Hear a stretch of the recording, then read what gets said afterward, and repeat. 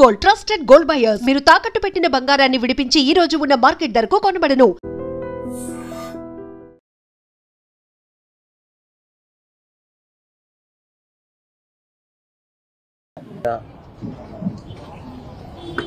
ఒక మహానటుడు నన్ను ప్రత్యేకంగా చెప్పాల్సిన పని లేదు. ఒక దశకంలో నేను, కోట శ్రీనివాసరావు, బాబు మోహన్, మేము ముగ్గురం ప్రతి సినిమాలో ఉండేవాళ్ళం. రోజుకు 18-20 గంటలు పనిచేసేవాళ్ళం. ప్రతి లాస్ట్ 40 years 4 decades-గా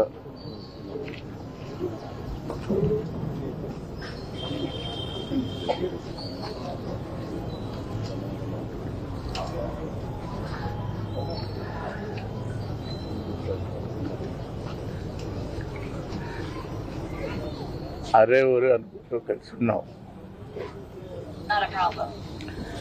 వాళ్ళ కోట లేడు అంటే నమ్మలేకపోతున్నాం. నటన ఉన్నంత కాలం కోట ఉంటాడు. వాడుకు నటరాజు కూతురు, మహానుభావుడు, ఏ విషయాన్నైనా నిర్మోహాటంగా మాట్లాడే వ్యక్తి. అటువంటి వ్యక్తిని కోల్పోవడం భారతదేశానికే, నటనా లోకానికే తీరని లోటు.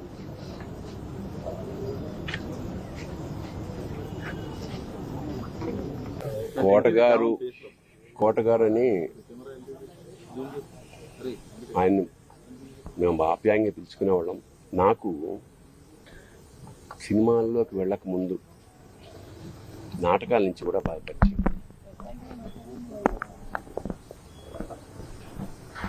ఆయనతో కలిసి నాటకాలు వేసిన వాడిని నేను. చాలా అంటే ఒక కమిట్మెంట్ తోటి తపన ఉండేది విపరీతంగా. అంటే సినిమా యాక్టర్ అవుదాం అని ఎప్పుడు అనుకోలేదు. బట్ నాటకాల్లో బ్యాంక్లో పనిచేస్తున్నాం. ఒక మధ్యతరగతి ఇంట్లోంచి బయలుదేరిన అతని ప్రయాణం అంచెలంచెలుగా one of the best villains of Telugu industry. సరే, మామూలుగా సరదాగా మాట్లాడుకునే వాళ్ళ కోటగారి నేచర్ ప్రకారం మాట కటువుగా ఉండేది. సరే, చిన్నప్పటి నుంచి నాకు తెలిసిన వ్యక్తి కాబట్టి పెద్ద పట్టించుకునేవాళ్ళం కాదు. ఎన్నో విషాదాల్ని దాటుకుంటూ మహోన్నత శిఖరానికంటే యావత్ భారతదేశం అతన్ని గుర్తించింది. తమిళ, హిందీ ఇండస్ట్రీ కూడా అలా ఒక అనుకున్నది సాధించాడు. ఇప్పుడే అదే చెప్పుకుంటున్నాం, మా అనుభవాలు. దాదాపు 50 ఏళ్ల సాహచర్యం అది. పైగా కుటుంబం, చిన్నపిల్లలు ఇంటి ఎదురుగుండా ఉండడం వల్ల మాకున్న కుటుంబంతో కూడా చాలా అనుబంధం ఉంది. అలాంటి కోట శ్రీనివాసరావు ఇవాళ వెళ్ళిపోయాడంటే ఒక శూన్యం. కోట శ్రీనివాసరావు గారి స్థానం మాత్రం ఇంకెవరు పూరించలేరు, అది సత్యం.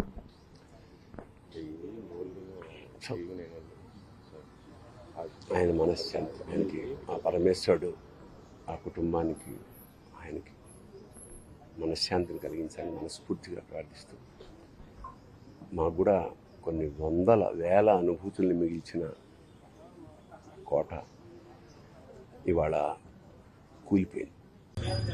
అలాంటి కోట శ్రీనివాసరావు ఇవాళ వెళ్ళిపోయాడంటే ఒక శూన్యం. కోట శ్రీనివాసరావు గారి స్థానం మాత్రం ఇంకెవరు పూరించలేరు, అది సత్యం.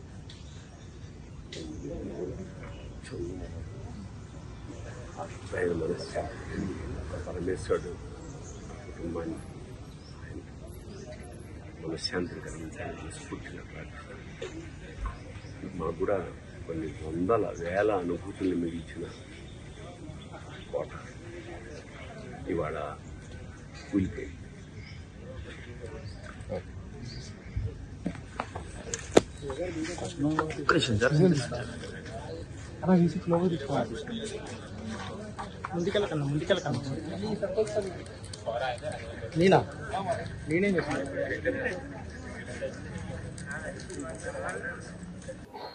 వినోదం,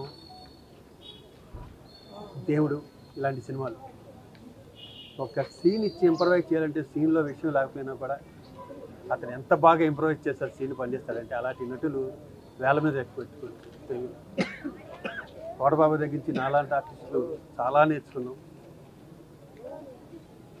ఎప్పుడు చూడాలనిపించిన రారా ఒక్కనే ఉన్నాను ఇంట్లో బోర్ కొడుతుంది. ఈ మధ్యన కూడా వచ్చాలే నేను చాలాసార్లు.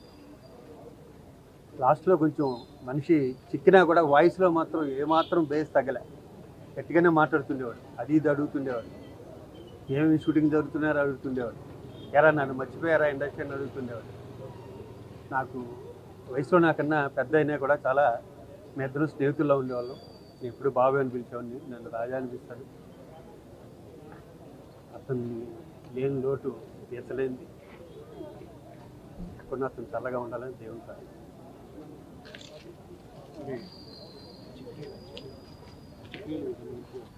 అంత్యక్రియల విషయాలు వాళ్ళ ఫ్యామిలీ మెంబర్స్ వచ్చి చెప్తున్నారు. ఎందుకంటే కోట శంకరరావు గారు ట్రైన్లో ఉన్నారు, అక్కడ అరుణాచల్ నుంచి ఎక్కడి నుంచి వస్తున్నారు. వాళ్ళ ఫ్యామిలీ మెంబర్స్ అందరూ డిసైడ్ చేసుకున్నాక చెప్తారు. ఈరోజే ఉంటుంది అనుకుంటున్నాను. శ్రీనివాసరావుతో చాలా తక్కువగా వర్క్ చేసే అవకాశం దొరికింది నాకు. బట్ నా అదృష్టం, ఆయనతో కొన్ని సినిమాలు చేశాం. ఆయన అప్పుడు పిలిచేవారు, వచ్చి ఆయన కలిసి కూర్చునేవాడిని. కానీ అప్పుడప్పుడు రావు వస్తానంటావు రావు అని ఎప్పుడు ఆయన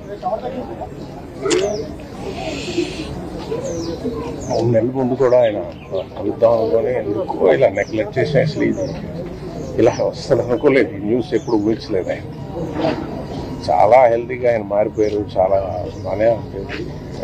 3 months ముందు వచ్చి ఒకసారి కలుసుకోవడం కలిసి అది బాగా నాకు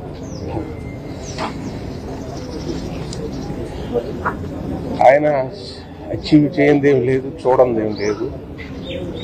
నాతో అనేవారు, రావు నేను తాగంది విషయం ఒకటే, చేయండి మటర్ ఒకటే. ఆయన అచీవ్ చేయండి అందుకొని శిఖరాలు కానీ నటుడు కానీ తెలుగు వాళ్ళందరికీ అవకాశాలు ఉండాలని కోరుకునే ఒక గొప్ప వ్యక్తి. తెలుగుదనంలో ఒక మహానటుడు. తెలుగు ఏం చెప్పాలి, తెలుగుకి ఆయన ఇది డిక్షనరీ మనకి. ఆయన చేయని క్యారెక్టర్స్ తెలుగు వాళ్ళకి రావాలని అవకాశం. ఎప్పుడు దానికోసం మాట్లాడే వ్యక్తి. ఎప్పుడు కలిసిన ఆ ఫైర్, ఆ ఎనర్జీ, అంత అచీవ్ చేసి అన్ని క్యారెక్టర్స్ చేసి అంత ఎదిగి ఎప్పుడు యాక్టింగ్ గురించి, ఫైర్ గురించి, ఇలా చేసాడు వాడు అలా చేశాడు, ఇలా చేయాల్సింది ఇదేంటి నేను ఇచ్చేసాను, నటన గురించి 24 గంటలు అంత ఫైర్. ఆయనకి అంత ఏజ్లో కూడా ఎలాగుంది. ఆయన ఒక ఆశ్చర్యం, ఇన్స్పిరేషన్ ఇచ్చే ఒక మహానటుడు. ఆయన అంటే ప్రతి ఇండస్ట్రీలోని, తమిళ ఇండస్ట్రీలో వచ్చి ఇండియన్ ఇండస్ట్రీ కోట శ్రీనివాసరావు అంటే ఈస్ లెజెండ్. ఒకటి ఏంటంటే ఆయన ఇంకా అచీవ్ చేయడానికి లేనంత స్థాయిలో ఆయన చేసిన పాత్ర. ఆయన్ని ఒక ఇవాళ ఇలా చూడాల్సి వచ్చింది. ఆయన ఆత్మ శాంతి కలిగించింది. కోట గారు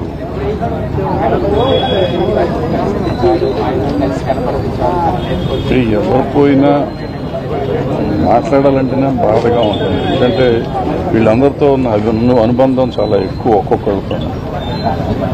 కానీ వాళ్ళ కోట గారు నాకు ఆల్మోస్ట్ 86లో అనుకుంటా అరుణకిరణం సినిమాతో పరిచయం. ఆ రోజు నుంచి ఈ రోజు వరకు అన్న అన్నని ప్రేమగా చూసే మనిషి నా మధ్యలో. ఇదే ఇల్లు, మా ఇల్లు ఏదో ఎదురుగుండా ఆఫీస్ ఉండేది. నాకు దగ్గర 7-8 ఏళ్ళు ఎదురు బదురు ఇంట్లో ఉండేవాళ్ళం. సినిమా ఇండస్ట్రీకి చాలామంది వస్తారు, సినిమాలు వేషాల కోసం వస్తారు, లేకపోతే డబ్బుల కోసం వస్తారు, ఏదో చేస్తారు. ప్యాషన్తో వచ్చేవాళ్ళు చాలా తక్కువ మంది ఉంటారు. అందులో ఒకడు కోట గారు. ఆయన వేషం అంటే పాతరం నటులంతా అట్లాగే ఉండారు. తర్వాత వచ్చిన తరం, మా తరం వచ్చినాక వచ్చిన కోట గారు కమిట్మెంట్, క్యారెక్టర్ ఎలా ఉంటుంది, క్యారెక్టర్లో డైలాగ్ మాడ్యులేషన్ ఎట్లా ఉంటుంది, గెటప్ ఎట్లా ఉంటుంది, ఏ క్యారెక్టర్ చేస్తే ఎట్లా అని 750 సినిమాలు చేశాడు. దగ్గర దగ్గర 400 సినిమాలకి ఎప్పటికప్పుడు సెపరేట్గా ఉండేటట్టు చేసుకుని చేసిన మనిషి ఆయన.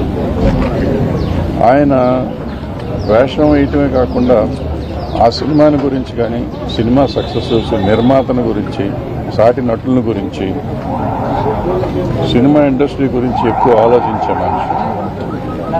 93లో సినిమా ఇండస్ట్రీ అంత స్ట్రైక్ వెళ్ళిపోయి ఇక్కడి నుంచి చేయకూడదంటే హంగర్ స్ట్రైక్ చేశాడు ఆయన.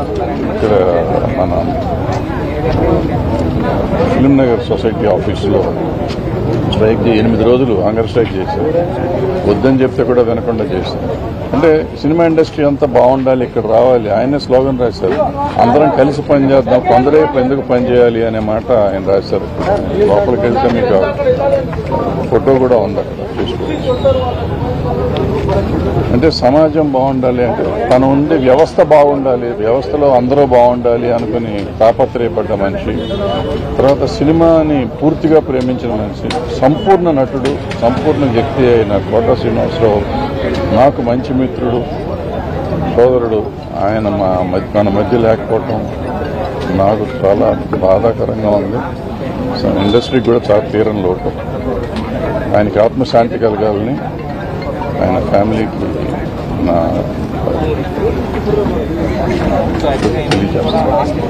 నమస్కారం.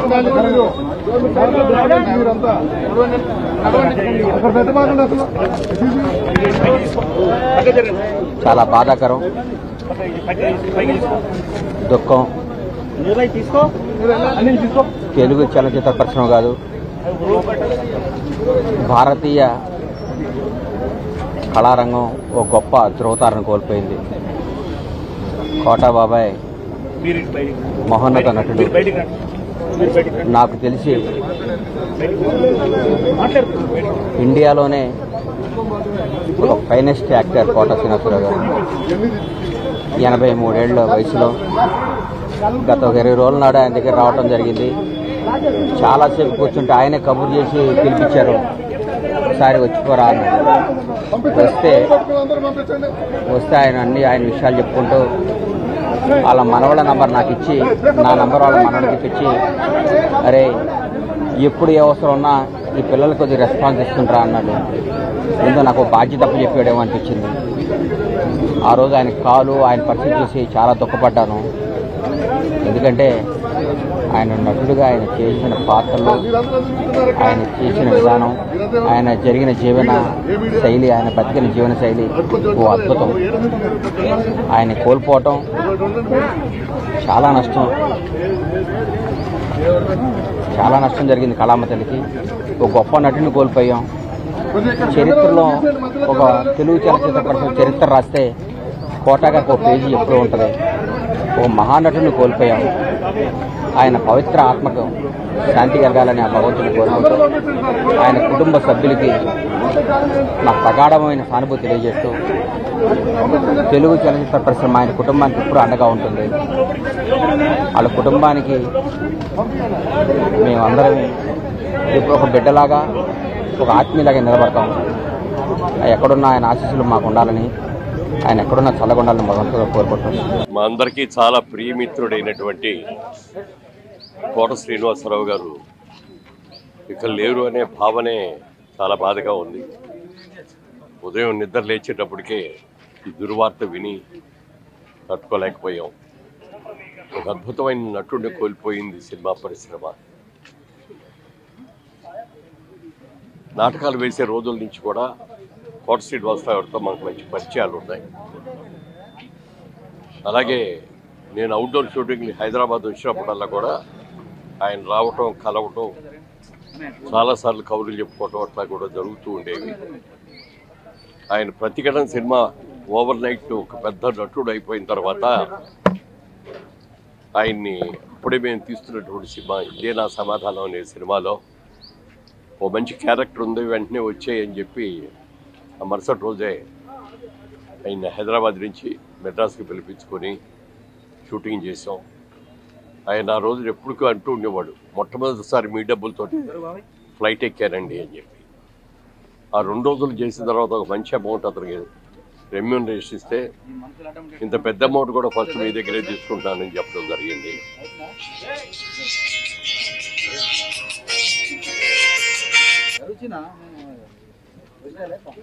ఆ తర్వాత అనేక చిత్రాల్లో మా జయభేరి సంస్థలో నటించడమే కాకుండా చాలా చిత్రాలు ఇద్దరం కలిసి చాలా పాత్రలు చేయటం జరిగింది. ఒక ఎక్స్క్లూజివ్ నటుడు అతను, ఎవరిని అనుకరించేవాడు కాదు, తనదొక స్టైల్ లాగా అతను చేసుకుంటూ వచ్చాడు. విల్నీ పాత్రలో కూడా కామెడీ చూపించేవాడు. ఈ వ్యంగ్యం చేయటంలో అయితే అతని తర్వాతే ఎవరైనా సరిపోతే. అటువంటి మంచి మిత్రుడు ఒకరోజు నా దగ్గర వచ్చి ఒక సలహా అడిగాడు. మురళీమోహన్ గారు, నేను బ్యాంకులో ఉద్యోగం చేస్తాను, మంచి పొజిషన్లో ఉన్నాను, తొందరలో బ్యాంక్ మేనేజర్ కూడా కాబోతున్నాను, మరి ఈ టైంలో ఈ సినిమాలు అన్నీ వచ్చి ఏం చేయాలో అర్థం కావట్లేదు, సినిమాల మీద కాన్సన్ట్రేషన్ చేయాలా లేకపోతే నా బ్యాంక్ ఉద్యోగం కోసం చేయాలో అర్థం కావట్లేదని మీ సలహా చెప్పండి అంటే నేను ఒకే మాట చెప్పాను. మీరు సినిమాల్లో ఒక రాకుండా ఉద్యోగంలో ఉంటే ఎంత సర్వీస్ ఉంది మీకు, ఎన్ని ప్రమోషన్స్ వస్తాయి, ఎంత శాలరీ మీరు సంపాదించగలరో అది ఆలోచించుకొని ముందు వచ్చిన డబ్బులన్నీ బ్యాంకులో ఆ జీతానికి సరిపడగా మీ సర్వీస్ అయ్యే వరకు ఎంత సంపాదిస్తారో అంతని బ్యాంకులో డిపాజిట్ చేసుకోండి. సినిమాల్లో బాగుంటే కంటిన్యూ చేయొచ్చు, బాగోపోతే కనీసం మీ ఉద్యోగం అయ్యా అది పోయిందే అని అనుకోకుండా ఆ డబ్బులు ఉంటాయి అని చెప్పిన సలహాని 100కి 100 పాళ్ళు పాటించి తర్వాత ఆయనే చెప్పాడు, సార్ మీరు చెప్పిన సలహా ప్రకారం నేను బ్యాంకులో ఫిక్స్డ్ డిపాజిట్లో ఇచ్చేసానంటే. సెంటిమెంటల్గా కూడా అందరితో గట్టి బాగుండేవాడు, మంచి మిత్రుడు. నాటకాల్లో ఆయన చూసిన తర్వాత ఒకసారి క్రాంతి కుమార్ గారితో నేనే అన్నాను, ఒక స్టేజ్ మీద ఉన్నా అండి, మంచి యాక్టర్ బాగా చేస్తాడు అని చెప్తే మొట్టమొదటిసారిగా ఆయన్ని ప్రాణం ఖరీదని సినిమాలో క్రాంతి కుమార్ గారి సినిమాలోనే ఆయన వేషం ఉండడం జరిగింది. ప్రతిఘటన సినిమా అయిన తర్వాత చాలా అసలు తిరుగులేని నటుడుగా, ఒక విలక్షణ నటుడుగా అతను మంచి పేరు తీసుకున్నాడు. తెలుగు, తమిళ్, హిందీ, కన్నడ, మలయాళం అనేక సినిమాల్లో ఎన్ని పాత్రలు నటించాడు అతను. కొన్ని పాత్రలు అయితే కోట శ్రీనివాసరావు తప్ప మరొకళ్ళు లేరు, ఇలా యాక్ట్ చేయలేరు అనేటటువంటి మంచి పేరు తెచ్చుకున్నటువంటి మంచి మిత్రుడిని, మంచి నటుడిని కోల్పోయిన అందుకు సినిమా ఇండస్ట్రీ చాలా బాధపడుతోంది. ఈ లోటు ఎవరూ తీర్చలేనిది. ఆయన ఆత్మకు శాంతి కలగాలని కోరుకుంటూ వారి కుటుంబ సభ్యులకి అందరికీ కూడా నా హృదయపూర్వక సానుభూతిని తెలియజేస్తున్నాను. Thank you. నిజంగా ప్రస్తుతం ఉన్నటువంటి సమాజం దేనికి ప్రయారిటీ ఇస్తుంది? ఆర్థిక సంబంధాల చుట్టూ మాత్రమే తిరుగుతుంది. మళ్ళీ ఎన్నికలంగానే చాలా విరక్తి కలుగుతాను.